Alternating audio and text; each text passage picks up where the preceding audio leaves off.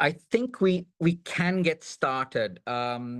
So I'd really like to warmly welcome you to what is the first in a series of what we hope will be quite stimulating discussions on the state of the field of mental health and psychosocial support.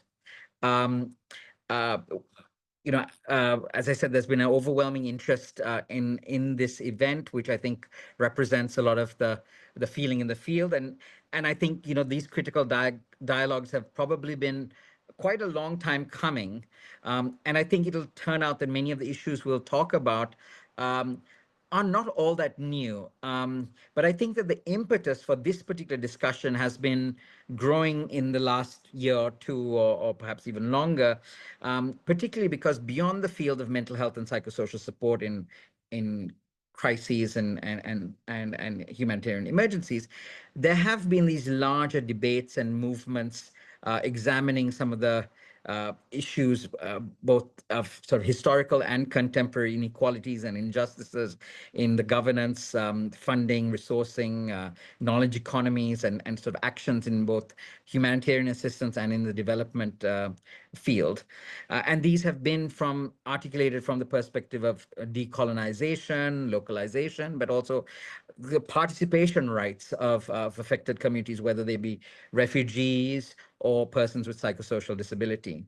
Um, and these debates have leaked into the field of mental health and psychosocial support, and we've had papers in the journal Intervention. We've had peer-to-peer conversations about the situation in Gaza. We've had discussions at the Interagency Standing Committee Reference Group on MHPSS annual meetings, and of course, this year the global funding crisis has raised these kind of profound existential questions for the field and how it operates. This particular dialogue actually has its roots in an event that took place on World Mental Health Day last year in Geneva, and where TDH, Terrorism, organized a conference on transforming power dynamics in MHPSS localization. And convened a group of practitioners and academics from diverse settings to come together to sort of examine the field in relation to history, theoretical debates, realities of humanitarian practice and life. And since that, a colleague of mine will share the links to the video and reports from that conference in the chat so that you can have a look at it if you haven't done so already.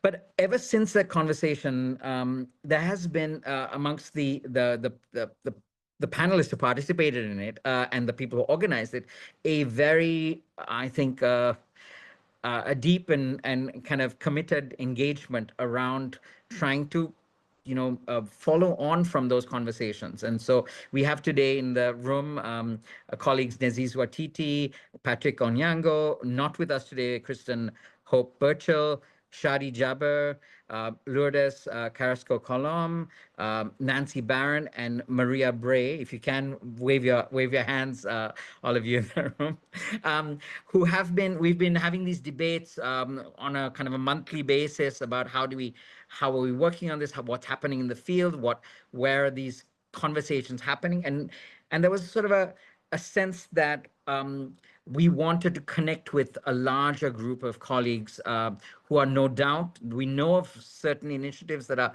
are working in the same area, considering some of the same issues, but also we know that there are many colleagues who are doing work or having thoughts or finding ways of working that we don't know anything about, and we want to connect with them for exchange, mutual learning, and collaboration. And so we've collectively organized this dialogue series through which we hope to kind of stimulate conversations and potentially foster relationships and initiatives that might show us the way forward in terms of transforming some of the issues that we think are are challenging and problematic within the field of MHPSS in the present time and also into the future, particularly looking at interrogating how power operates and is reproduced within our systems, relationships, and interventions. And it is a great pleasure that I can introduce the panel we have today to kick us off. Moses, and if someone could spotlight people as I introduce them, panelists are Moses Mukasa Bwesige, who is the Interregional MHPSS Officer for Eastern Southern Africa regions at JRS. And RIna Ghafoerkhan, who is the Senior MHPSS Technical Advisor and Researcher, who happens to be the Editor-in-Chief of Intervention Journal, which we all know and love. And of course, Mike Wessells, who is Emeritus Professor at Columbia University at the Program on Forced Migration and Health, and also the former co-chair of the IC task force on MHPSS that wrote the 2007 guidelines. So very warm welcome to the panelists, and thank you for joining us. This is, this is a conversation that we've had individually for a while, but it's great to have you all here together with all these colleagues online. And this dialogue is really a lot about the present and the future of the field. But they say you can't know where you are or where you're going until you know where you've come from. So, but when we look back at history, one of the things I think that we can say is that, each of us has come into the field of MHPSS at a different time and in a different place and different conditions. And so we have possibly different perspectives on both the nature and the progression of the field, and maybe some of the tensions that lie within it, right? However, I think as diverse as these perspectives might be, we all are here because we're connected through this relatively young, globalized field that we now call MHPSS. And I think it could be helpful to trace some general progressions or strands of development that shape the field over the last 3 decades or so, right? So when we first got together to talk about doing this critical dialogue on issues that affect the field, we all started by talking about how we came to this place in our own particular professional journeys in the field. And I wonder whether you might be able to briefly share a bit of the specific experiences and insights that motivated you to be on this panel today, and also share some of your thoughts about which parts of the field's history might be important for us to keep in mind as we analyze the current situation and envisage a better future. I'd like to start off maybe by calling upon RIna to kick us off. Great. Thank you so much, Ananda, for this great introduction and for the invitation to be here today. I'm quite humbled to be on this panel with these other speakers, and also just the list of participants that I see. So thank you so much for this honor. And yeah, regarding your question, so indeed, I'm based in the Netherlands. I was born in the Netherlands, and coming to your question, like what drew you to this topic, I think it starts with where I was born. So I'll start from there. So I was born in the Netherlands, but I'm a child of migrants, as we shared also before. So my heritage is coming from, my parents were born in Suriname, and so were the generations before. And but I originate from Indian descent, but I was born in the Netherlands. And so I think the tension that we're touching upon today has been present throughout my life. Then I ended up marrying a very tall white man, and now I have one child that's brown and one child that's white. And so it's in our family. And the reason I'm sharing that is I can share it with an anecdote. When my son, who is brown-skinned, was born, my brother said, "Oh, I'm so sorry for him that he didn't have the color of his father." And it was so painful and true at the same time, because he said, honestly, he will have a more difficult life. And I think that is a very sad example, but it's also very telling. And I think it speaks to our discussion today in terms of what do we value? which perspective we value, which identity we value, and what do we favor, and how implicit that is, and how subtle. And it's the water we swim in. And so it's not something only related, obviously, to the field of MHPSS. It's the water we swim in, but it's something we have to relate to. And regarding your question on where do we come from?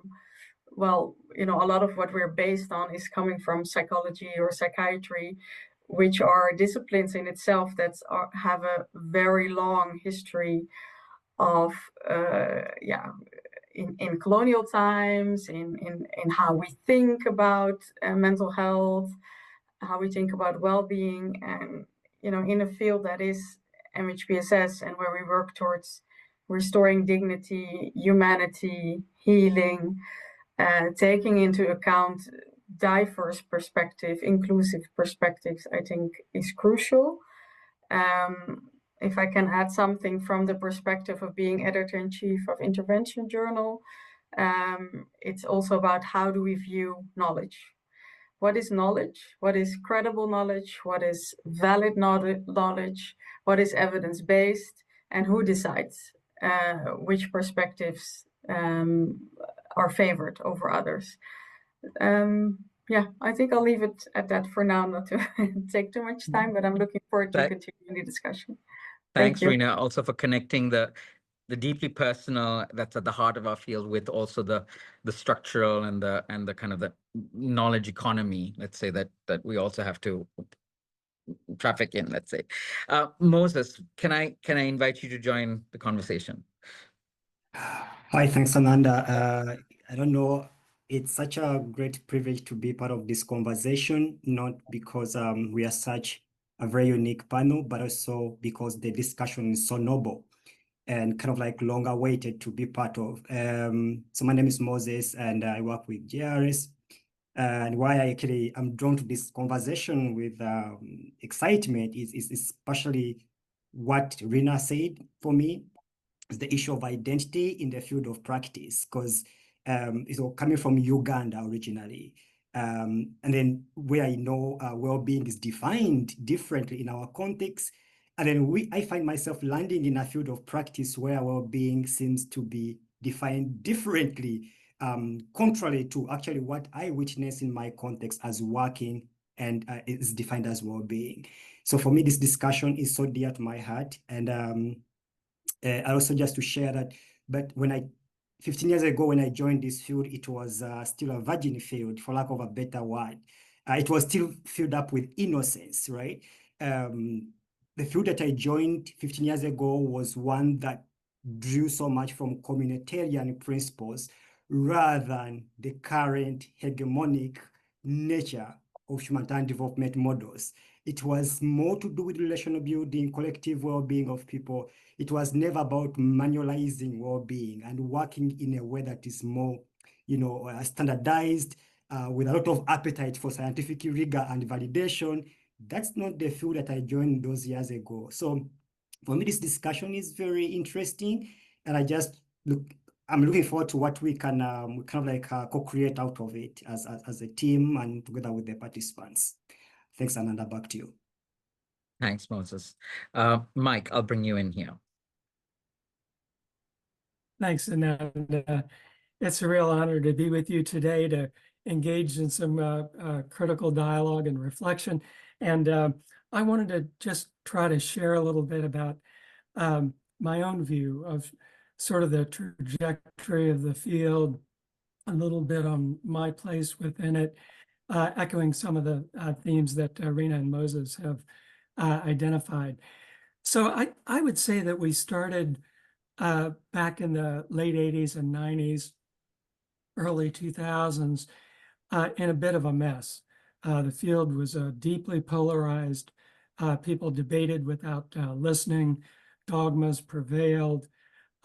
It was a dialogue primarily of white people from the global north. There were lots of good ideas to be had in conflict-affected countries, but they really weren't very prominent. Out of this, WHO galvanized a response of trying to develop global guidelines. And we did that in the IASC guidelines. I think it's great that some of the members of the task force that were involved in this are here today. And I would say that we had to do a lot of critical thinking and dialogue in order to make this process work. Number one, we had to unpack and try to move to the background our own dogmas, whether it was about community-based psychosocial support or work on trauma healing or something else. We had to think very critically about the welter of do no harm issues, which were really very prevalent in all humanitarian crises, but really surfaced in a major way in the 2004 Asian tsunami, which helped to set the stage for the interest in developing the guidelines. And it took a lot of critical discourse to get to the point of beginning to at least schematically envision a more holistic intersectoral framework for first response. I'm not trying to argue that it was a perfect process. It was not. I mean, for one, there were lots of issues that went unaddressed. We never really dealt, for example, with what about cultural idioms of distress and where those come into conflict with ICD and DSM guidelines. There was limited, I would say rather late inclusion of practitioners from conflict affected areas like the ones that Moses and RIna are from and from different parts of the world.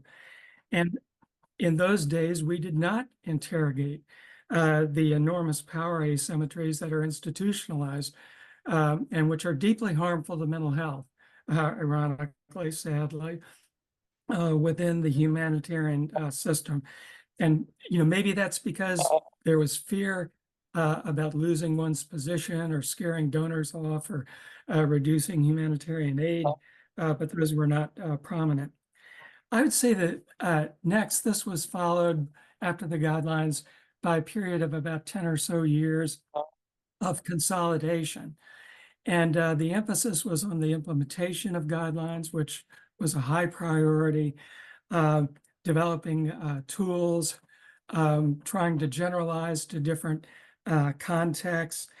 And I would say that donors were getting interested, but my observation is that critical dialogue was not very prominent.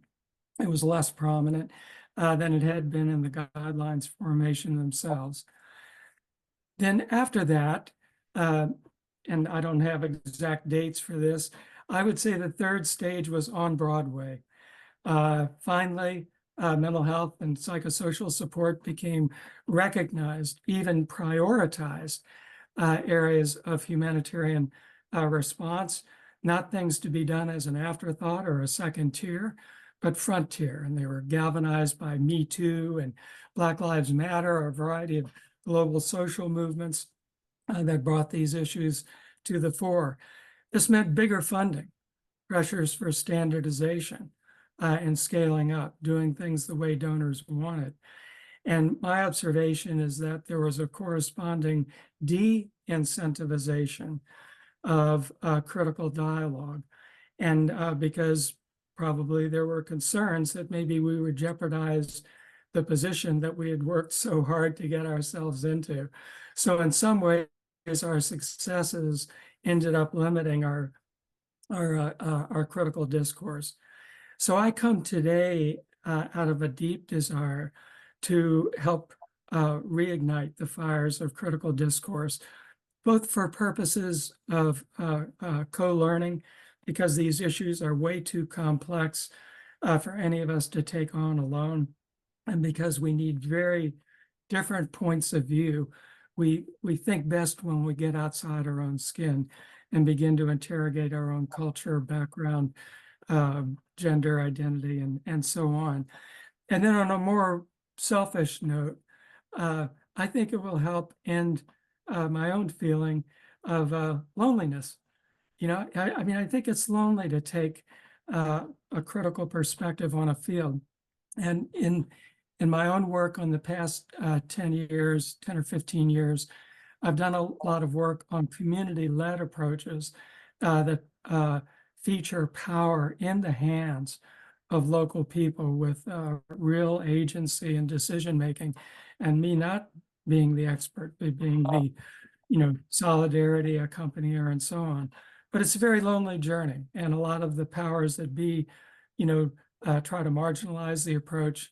And so I'm here today to try to learn and help to re-enter a community based on critical dialogue and co-learning. Thank you. Thank you, Mike, for that. And I'd just like to open the floor back to RIna and Moses. Is there anything that you'd like to react to in what you've heard from the others?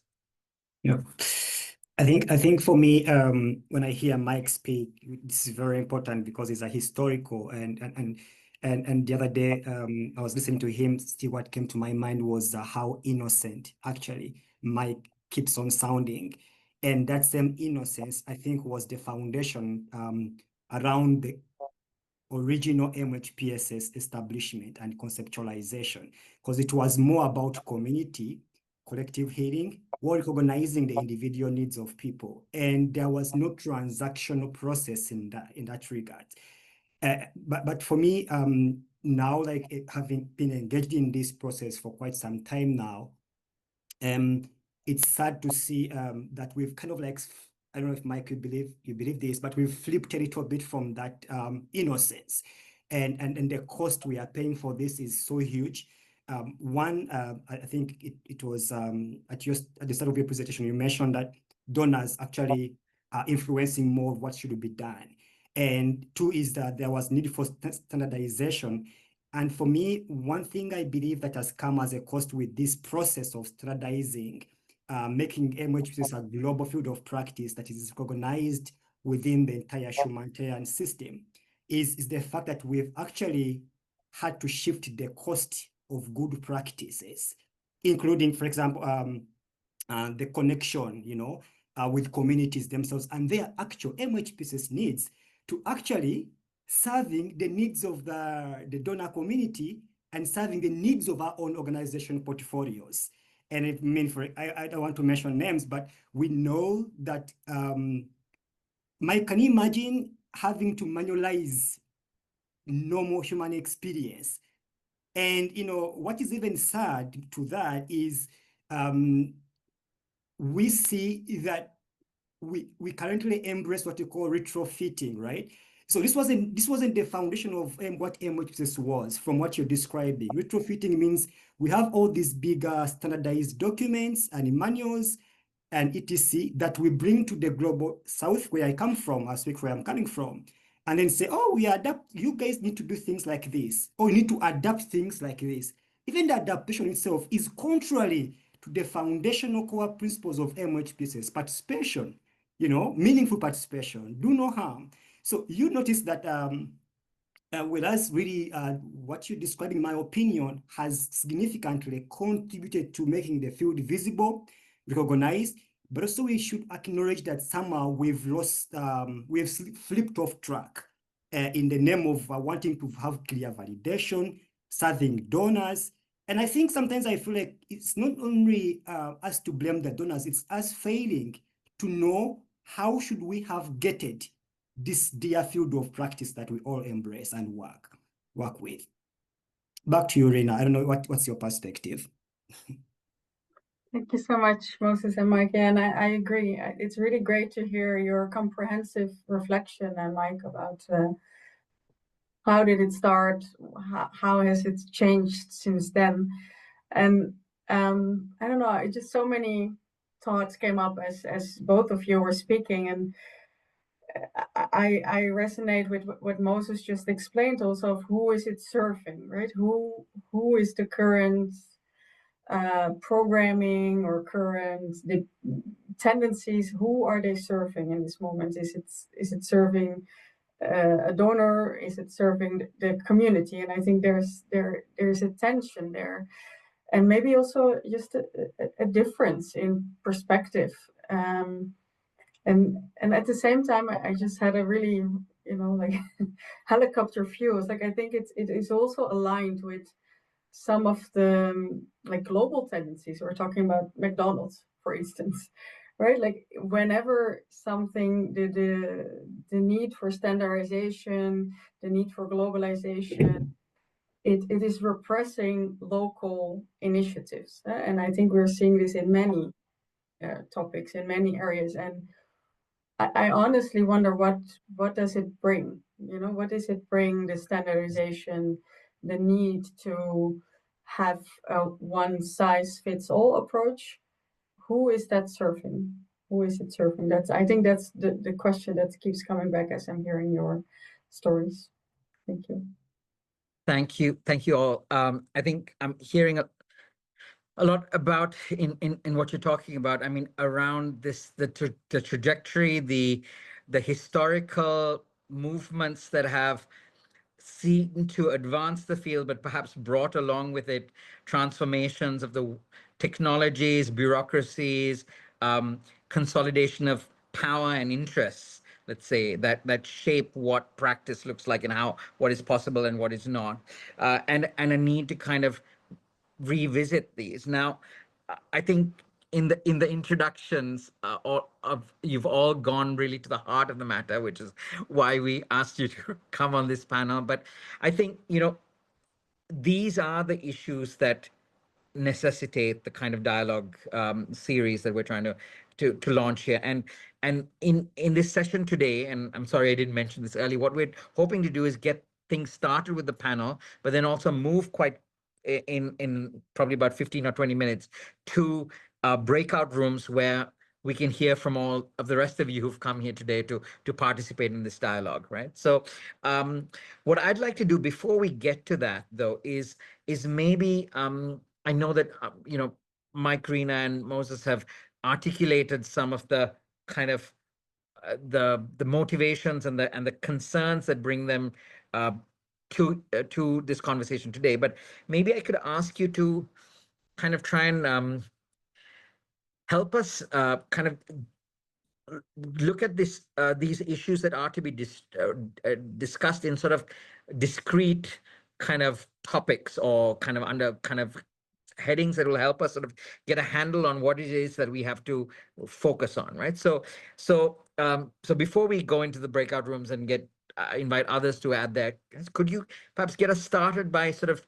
trying to name some of those key issues that face this field, which is tasked with responding to human suffering in crisis and adversity across the world, but we ourselves have some really important issues that we need to resolve. What would you say those were? And maybe I can start with you, Moses, this time.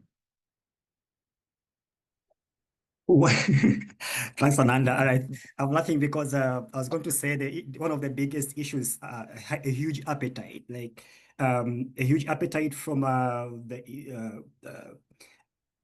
listen, guys, I love science and I believe in validation and scientific evidence, but I also think we've gone beyond the desire for scientific results and actually disconnecting ourselves from who generates the scientific evidence in the field of practice. So I think one of the, at practice level and field level, is one of the biggest issues that we are having as practitioners is the fact that the gatekeepers of power in the field of practice, which we seem to have lost, especially us who operate in the context of forced displacement, are so much, they have a huge appetite, a huge desire to be seen as scientific, and not scientific in the right way. Actually, they are scientific in a non-scientific way. In my opinion, science and evidence should be generated with clear participation and engagement and meaningful engagement of communities that are affected. What we are having currently is a reshaping of the field from one angle, which is the angle that is outside the context. Now, this is taking us to the old days when probably psychiatry and psychology were just emerging, and where we had specialists being medical psychiatrists or clinical psychologists as the experts of the field itself. So I feel like we are running backwards and we are losing the essence and the core foundation and aspirations of our founder fathers as a field of practice. So that's one of the things that I'm concerned about. Secondly, is about the issue of money and investment.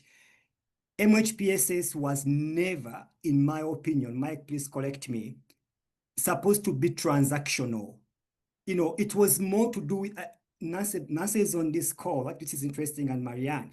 We know that MHPSS arose as a result and desire to help communities collectively heal, while recognizing that there will be individuals in the same community who may require maybe tiered support. And that's why we have that pyramid, how it looks like. It was so much backed with the wisdom. Currently, we've lost that understanding and are serving this. We flipped actually the entire pyramid, which was like the foundational framework to guide us, because the flipping is serving a transactional process. I'm using the word transactional because that flipping attracts money. It attracts NICRA, it attracts savings, it attracts a good profile for the organization. Being a clinical organization is so lovely, but it's not the best thing to serve the interest of the field and its pathway to growth and doing the right things. Yeah, back to you, Ananda. Thank you. Thanks. I'll just go quickly to RIna. I want to hear from all of you. Yes, thank you. So many things, but if I can pick a few, I would think one of the key issues that I also brought up in the beginning is about epistemic justice and injustice. And so again, this issue of how do we shape what we think we know in this field of MHPSS, right? What is being prioritized, and that also goes back to what is being financed. Which method, which approaches are being prioritized. And I feel like obviously Mike is coming from a longer history, but I've been in this field for around 15 years, I would say. And I feel like we're narrowing. It's becoming more narrow. It's becoming more also less fun, less interesting, I would say, right? Like the diversity also brings creativity. It also in itself brings a critical view because of the diversity, because of the people who are outliers. They kind of challenge our thinking. They make us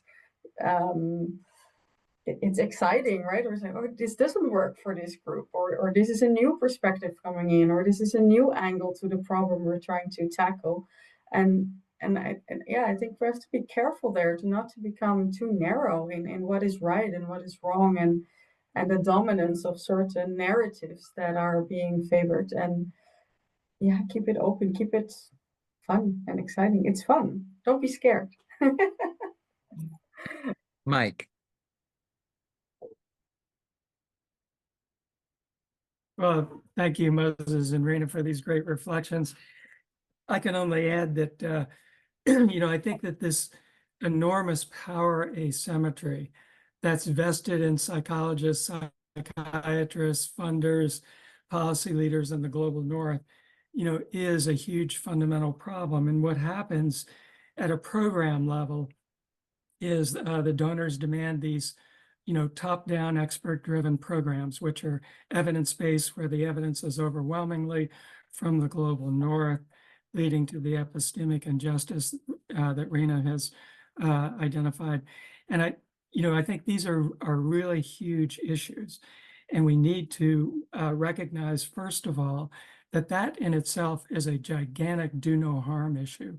There's nothing that squashes the dignity of people, the voice of people, the agency of people, their own sense of hope and future, than having everything flown in on an airplane, standardized, and then lowered as into the context, treating local people as if they're beneficiaries, as if they have no knowledge, as if they have no resources, no networks, no cosmology, no history.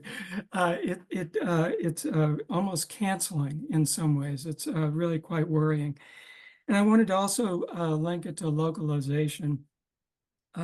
Means a lot of different things to a lot of different people.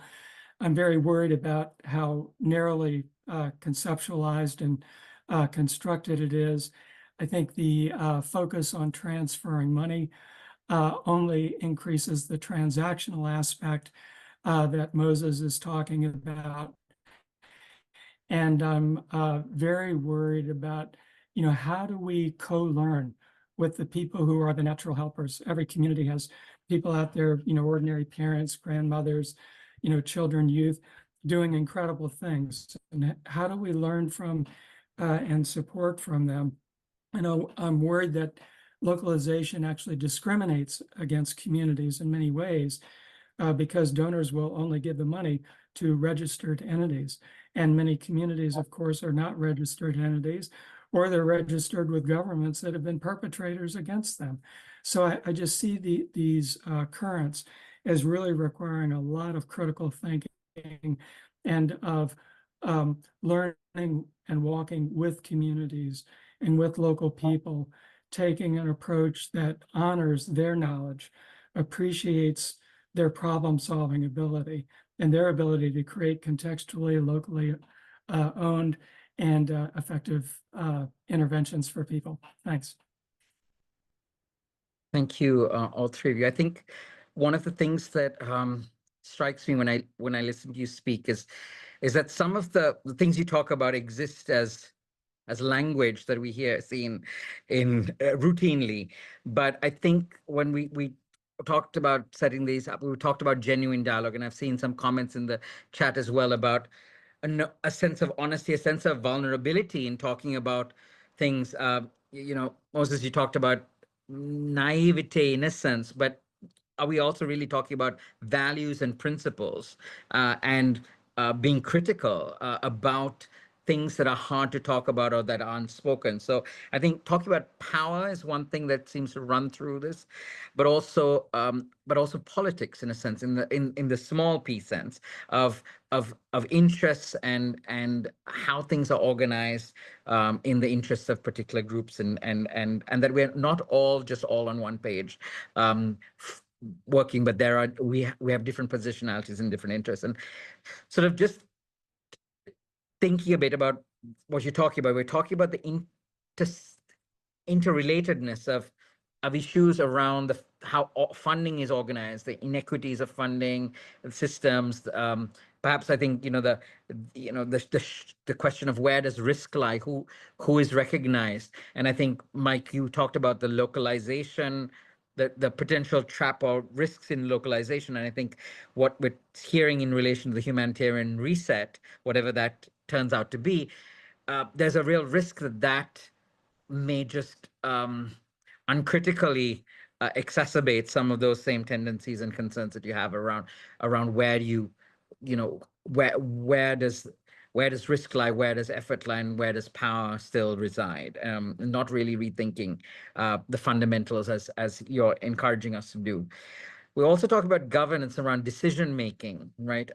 Around who gets to decide what we do in which place, and where are and perhaps that our field has been not very good at talking about power imbalances honestly, and recognizing that. And of course, the theme of epistemic justice keeps coming back again and again. Whose voice and knowledge counts? What tools do we use, and how do each of these problems, how do they get institutionalized in the ways in which we work on a day-to-day basis, and how our systems, whether it's proposals or reports or publishing or so on, function.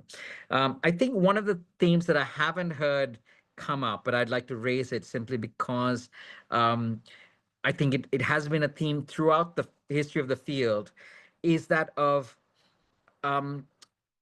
where the boundaries of MHPSS lie around, do we only deal with the consequences of the bad things that happen in the world, materially and socially, war, discrimination, violence, injustice, etc., or do we also address the structural determinants and social determinants of those? And I think that's something maybe also that I see coming up in the field again through discussions of our contemporary kind of war crimes and atrocities that we see ongoing. But also these are not new. These are present in every single crisis context. These the vulnerabilities are structural. The violence is targeted. It is not by chance that people suffer more than others. So I think that's perhaps something that we also could put on the table. I'm just looking at the time and thinking that what we might do right now is actually move to the breakout rooms. If you don't mind, Valeria, could you put the slide up just to explain to everyone how this works? Right. So we are going to be putting everyone into 4 breakout rooms, one with each of the panelists and one with myself. And we're going to be inviting you really to talk about one key question, which is this question: what are the critical issues that the field of MHPSS has to address, right? And we have 2 sort of subsidiary questions, which are the ones that we should prioritize for this series of dialogues that we're having now, and also what methods do you think would be helpful for us to have those dialogues going forward. Our panelists you'll be invited now to join one of the breakout rooms. Please accept. If you've got problems with that, just indicate in the chat. Once you're in the room, please put your camera on, take turns, use the raise hand signal to indicate that you'd like to speak. Share your thoughts. If you can, perhaps, maybe take 1 or 2 minutes. We have about half an hour for this. So we have 1 or 2 minutes to share your thoughts.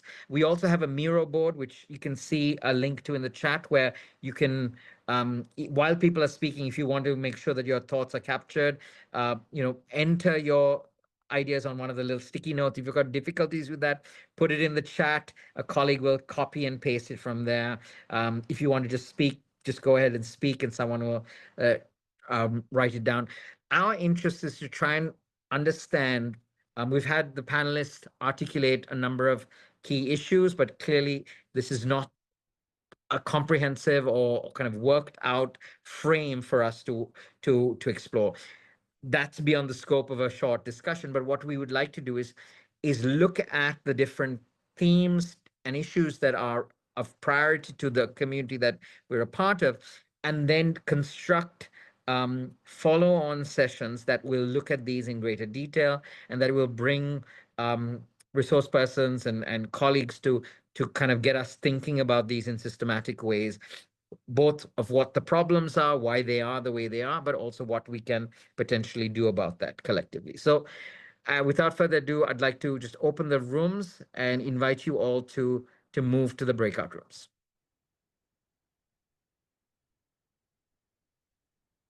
Hi, everyone. Have all the breakout rooms been closed? In 9 seconds, Ananda. In 9 seconds. Okay, well, thank you all. I'm so sorry. Alok was texting me saying, shall we close the rooms now? And I had to say yes, but even though I really didn't want to.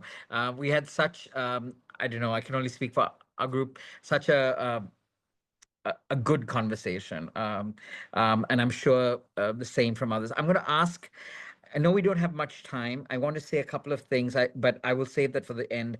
I'd like to ask Mike, then Moses, and then RIna, and then myself to quickly summarize. Just tell us a little bit about what the discussion was like in your rooms. I know you can't capture all of it, but give us a flavor of it. Thanks, Ananda. And I want to thank the members of Group 4 who offered some really stellar insights and observations. I mean, very broadly, I think we participants raised a variety of concerns about donor-driven programming, the privileging of scientific outside standardized approaches, the silencing and marginalization of local culture, existing practices and mechanisms of healing and coping.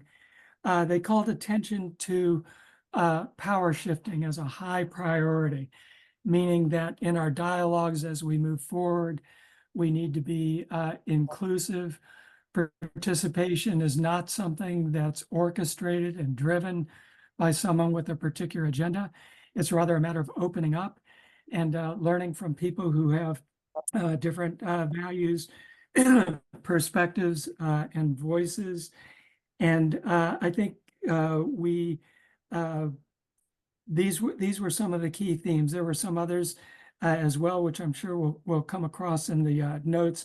One other one was how do we connect with policy leaders and with wider political project and developments and issues. So there was a tendency to want to think about how, in having dialogues moving forward, we can, of course, dialogue amongst ourselves, but also reach out to donors, policy leaders, scientists, non-scientists, people from many different parts of the world, because they don't know what's going on in particular localities. So thanks, and I apologize for any injustice I've done to the richness of the ideas that were shared. Thank you, Mike. Over to Moses next, I think. Thank you, Ananda, and thanks to our colleagues. Our group was very unique. It had different layers of participants from the community itself, refugee-led organizations, and others. I think one thing that was eye-catching in our discussion as the next topic of discussion is, again, power. Power kept on coming back and forth. How do we actually navigate the power dynamics that seems to be shaping the entire field? And in line with power is also the space to speak about what is right. How do we really deal with this? Because I think one of the participants I quote highlighted that sometimes it's challenging when you're working for a specific institution where even this space to speak about what is right is so shrunk, like, it's risky. So how do we create a safer way of communicating, a good movement that will advance this conversation without individualized risks, Then two is about the issue of refugee and trauma-informed identity, right? So it was more that the use of the word trauma has shaped how refugees identify themselves, or conflict-affected populations identify themselves. How do we have a deeper conversation, a honest conversation to kind of like rediscuss this? Because we are literally assigning people a new person they're not supposed to be. Then I saw one of the members on that seminar said, do we need to discuss trauma-informed approach versus strength-based programming in the MHPSS? And how do we make sure that we don't undermine, of course, the fact that trauma is real and should be addressed, but engage in a conversation that guides and navigates and promotes more strength-based programming at a wider scale. And then in terms of, against standardization versus cultural appropriateness. So we are currently living in an era, from colleagues, where the world is more running very fast, and there's a lot of in quotes fanciness in making sure that things are more standardized and manualized. How do we have a conversation that can keep us aligned with the moving world? How do we keep the cultural appropriateness of things versus dealing with the too much growing standardization of the work we are doing? And lastly, it was a very good last point from a colleague that I don't want to really leave out, was the issue of power asymmetries. How do we navigate this back to power? Power kept on coming back in different words and concepts. And probably we want to be very intentional with this aspect of the discussion and really guide or move forward. And in terms of approach, how should we approach this in terms of methods for these discussions? There was some few submissions on probably engaging in a collective process, which gets inputs from all layers that are affected by MHPSS work. So engaging with communities, experts, engaging, it might be small kind of experts, then also having more regionalized inputs. So you have all over so it's all of us, not only one person. Then two is continued dialogues like this would be the best way starting point. And yeah, that's it from our side. Thanks for listening and for everyone's contribution. Thanks, Moses. RIna, where are you? I'm There here. you are. The big grid of people. Yeah. Yeah, many people. So I'll try to do justice in a few minutes. Yeah, equally, we had a really great discussion. I think a really broad variety of points brought in. One of the themes that kept coming back is how to support the helper, and that actually the population we're trying to reach and the person we call staff are so much intertwined. And do we really have the building blocks to really support people who are doing the biggest part of the work, the frontline work? What does staff care mean in this context? Few people also brought in the gender perspective, so maybe to make it a bit broader. So what is true for specific groups? So are you being inclusive to understand the reality of specific groups in your context? Then there was a great reflection about critical minds, I would say. So people coming in quite critical and open-minded and are not met with a similar openness. And because of that are actually being formatted, as was nicely expressed, and losing maybe a bit of the spark in their eyes.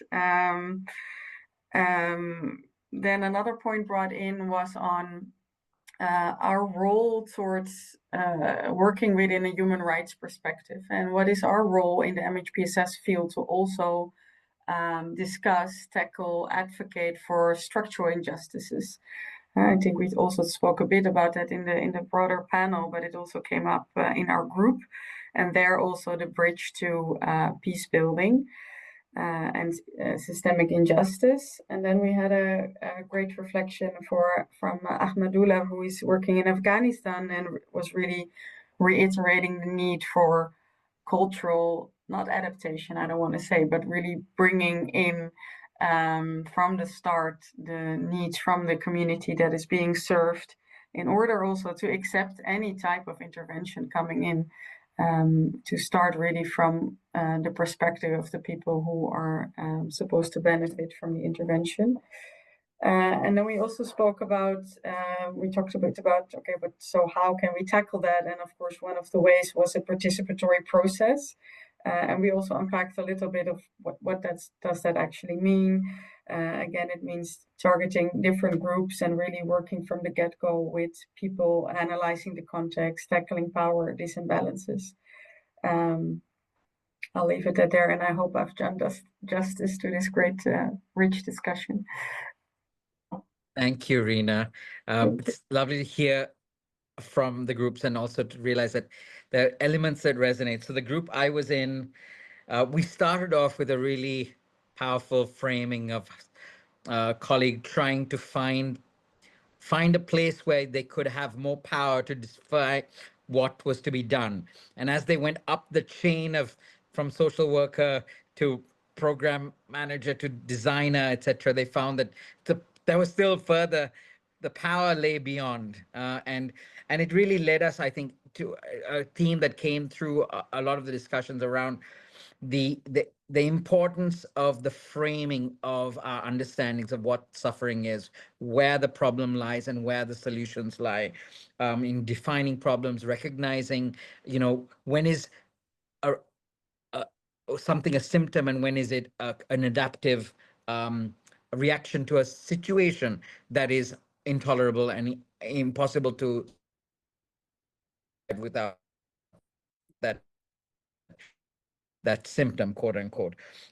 Some of the ideas and practices that are normative have come to colonize the minds and habitus of the people who work in the fields providing the support. Even though in a sense they also know better, but they also know what the reality is that they have to kind of perform to provide services. And throughout this, there was constantly issues around sort of kind of the challenges of engaging with power. Someone talked about the importance of recognizing justice as a MHPSS construct, and the resistance that exists to this because of so much suffering is a product of injustice, but again, the framing doesn't allow us to recognize this. There was a discussion about the question of how did we get where we are today, given that lots of these conversations have taken place before. So harking back to some of the things that Mike was talking about, but even Moses, around, you know, how the field has changed and the considerations are different, and how have we forgotten the lessons learned, and how have we lost the ability to have the kinds of critical conversations and debates. And there was perhaps a little bit of a discussion around how we engage with this. And I think not just explicitly, but implicitly in the way in which everyone spoke, there was something about the personal, the connectedness to people and to places and to issues, that seemed to be a factor in being able to see and being moved to act in ways that were not prescribed by the system. And I think I'd like to just end on the note that was also raised around the challenge of, and the fear, and sometimes the difficulty of raising these issues when you are alone in an institutional setting, in a and the need for like-minded community space where we can share our dilemmas, but also sometimes ideas about what we're trying to do and so on. And so that seemed to come back, and people really resonated with what, Mike, you said about feeling lonely at times to have a critical view. And I think, we're seeing nods now as well. So I think I'd just like to perhaps end the session on that, saying that, hopefully we have found more of us, new faces, people we have not heard from and connected with before. And what we would really like to do in this series is take the things that you've shared. We will be discussing it with the panelists, with the others who took notes. We will create a space through which you can also kind of, I guess, keep in touch and help shape the forthcoming dialogues, right? And what we'd like to do is widen the circle, increase a kind of safe space in which we can have these critical discussions and see what comes of that. We don't have a specific agenda other than to say we need to see something change, and we need to figure out how to do that together. And I think that spirit of dialogue, I think we saw it here today, and I thank you all for your generosity and your openness and vulnerability also at times. So thank you, and we will see you again soon. Probably, maybe it'll take us a little while to process everything, maybe end August, early September, but we'll certainly be in touch with you. We have your emails, you have ours. Write to us, and we'll try and find a space in which we can meet more regularly. Have a good rest of your day. Take care.